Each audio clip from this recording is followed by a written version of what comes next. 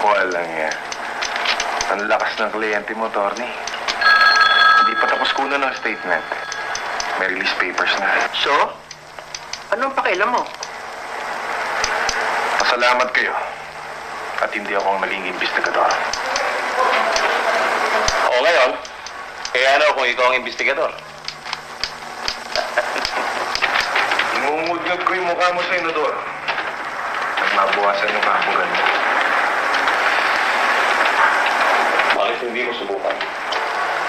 Ayan mo. May araw na babaksak ka rin sa kamay ko. Nakakailan ka na ba? May 2 pending case ka pa sa Osgado, ha? Kunyeta, ano bang ipinagpuputok ng butsi mo? At nakikialam ka sa hindi mo asunto? Lahat ng tao maaaring makialam. Lalo't kapag nakaamoy na hindi naayon sa batas. Naku. At nag-lecture si Professor Platon. Oy, kilala kita.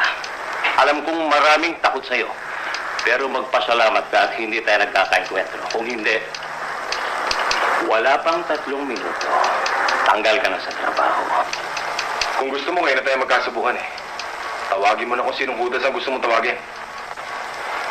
Boss, sabihin mo lang.